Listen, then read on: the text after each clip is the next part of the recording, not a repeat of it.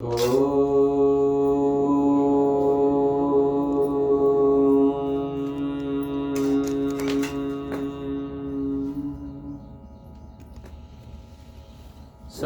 यज्ञ प्रेमी सज्जनों, माननीय मातृशक्ति भाई और बहनों,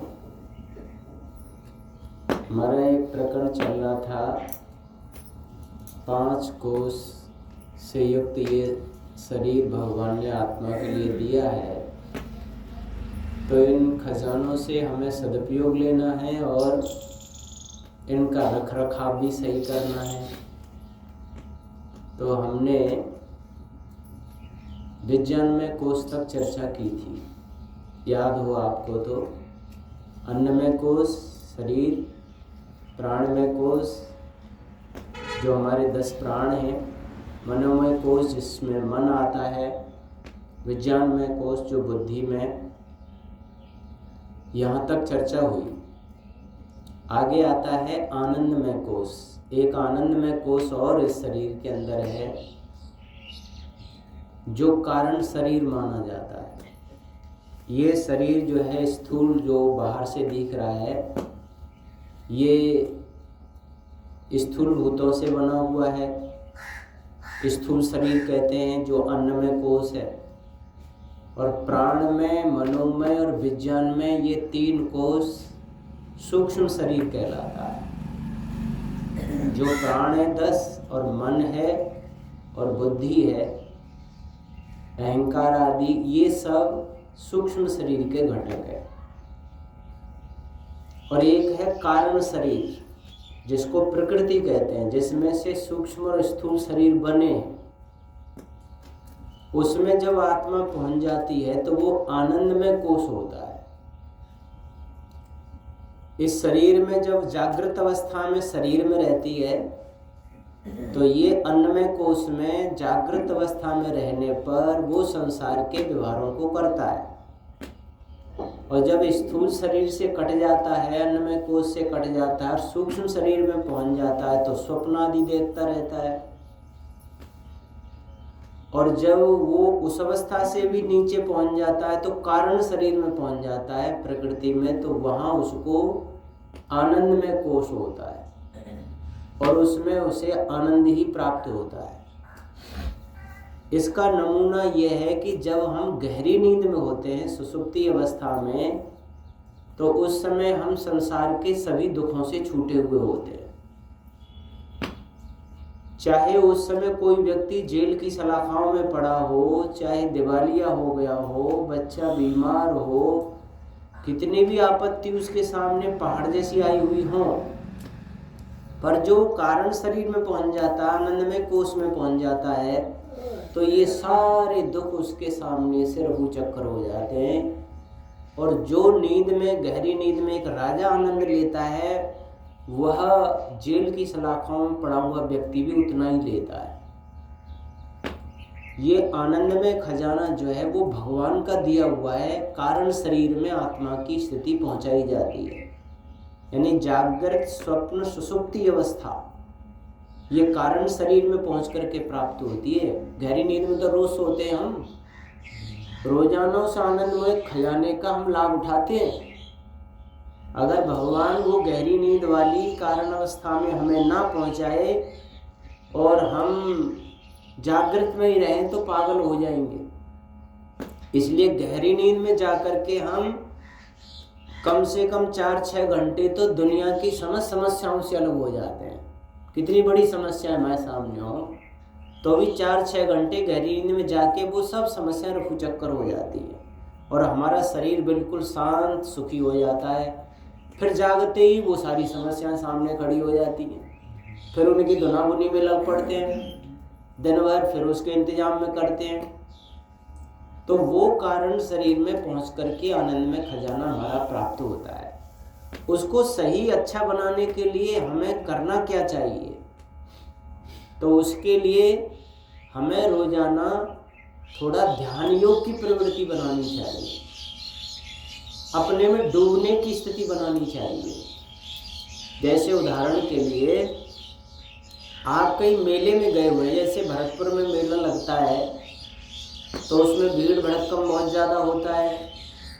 और आप भी उसमें गए हुए हैं।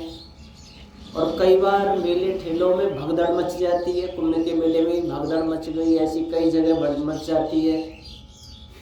तो जब भगदड़ मचती है और बचाओ बचाओ भागो भागो की आवाज़ आती है, तो आप क्या करते हैं? आप उस भीड़ से भागने की कोशिश करते हैं, भाई बचो कैसे भी, और बच कर के आप अपने घर की ओर जाते हैं, क्योंकि वही हमारा बचाव है, यहाँ तो बचाव होगा नहीं।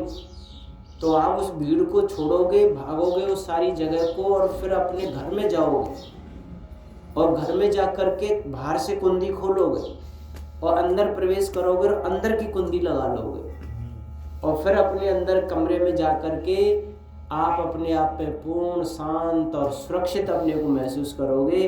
भाई आज प्राण बच गए, अब मैं अपने घर में आ गया, पता नहीं उस भगदड़ में मैं कुचल जाता, क्या होता, अब मैं बच गया।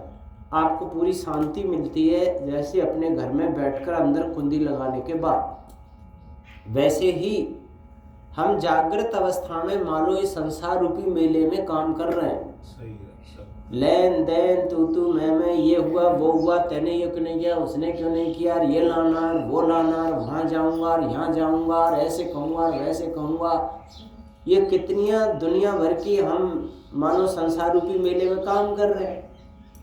अब क्या होता है, रात्रि को फिर हम उस मेले की भगदड़ से अपने को बचाते हैं और अपने घर में जाते हैं। अपना घर कौन सा है?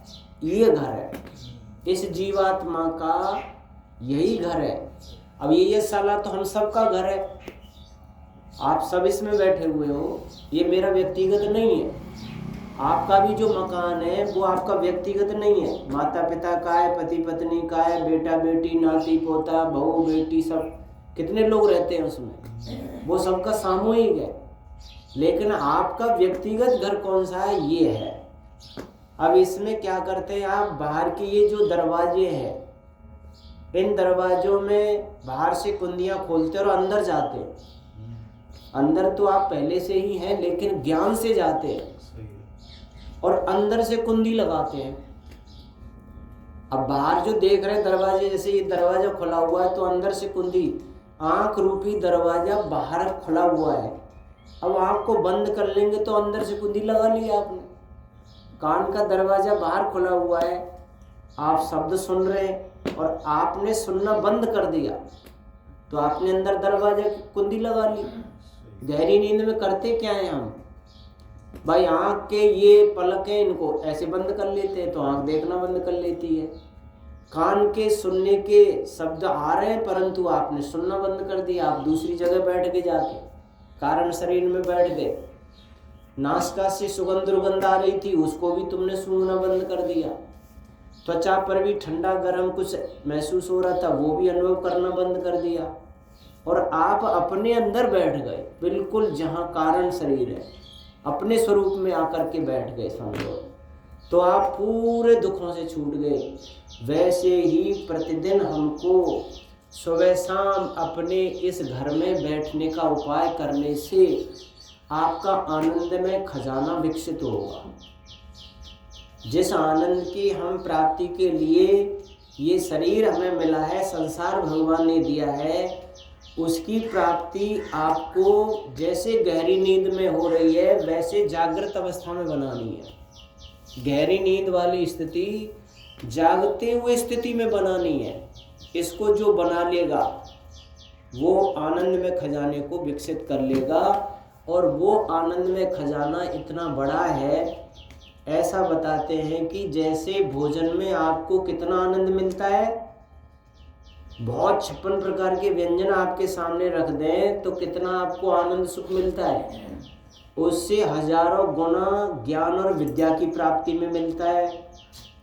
और जितना ज्ञान और विद्या की प्राप्ति में मिलता है उससे हजारों गुना आपके इस ध्यान योग करने में मिलता है, भगवान के ध्यान में अपने स्वरूप में डूबने पर मिलता है, अपने ही अंदर बैठने से मिलता है। तो ऐसा करके हमें प्रतिदिन इस आनंद में खजाने का जो है ना सदुपयोग करना चाहिए और इसको बढ़ाना चाहिए। तो ये 5 कोषों की रक्षा और 5 कोषों के द्वारा हमें जो उपलब्धि प्राप्त करनी है वो हुआ। अब आगे जो चर्चा चलेगी वो चर्चा चलेगी ज्ञान के बाद में कर्म की। हमें कर्म क्या करना है। प्रसंग चल रहा था, हमें ज्ञान करना है अपना और सृष्टि का। दूसरा फिर हमें अपने इस 5 कोशों का ज्ञान करना है, इसमें से आत्मा को अलग देखना है। फिर 4 हमको कर्म करने हैं। एक तो हमें अपने लिए करना है, एक सृष्टि के लिए करना है, प्राणियों के लिए करना है और भगवान के लिए करना है। तो अपने लिए कर्मों में 5 कोशों के साथ हमने ये कर्म किया कि ऐसा ऐसा हमें इनके साथ व्यवहार करना है। अब आता है सृष्टि के साथ में क्या कर्म हमको करना है। ये दुनिया जो सृष्टि है, जिसमें सूर्य, चांद, पृथ्वी, ग्रह, उपग्रह, औषधियाँ, वनस्पतियाँ, अग्नि, जलवायु, पृथ्वी, आकाश, ये दुनिया जितनी भी है जड़ जगत है, इसके साथ हमारा क्या व्यवहार होना चाहिए, क्या धर्म निर्वाह होना चाहिए, जिससे कि हमारा शुद्ध कर्म हो जाए और वो शुद्ध ज्ञान, शुद्ध कर्म, शुद्ध उपासना की ओर बढ़ाए और वो हमारा लक्ष्य पूरा करे। तो ये चर्चा कल आपके बीच में करेंगे कि हम सृष्टि के साथ उत्तम व्यवहार क्या करें। ओम शांति।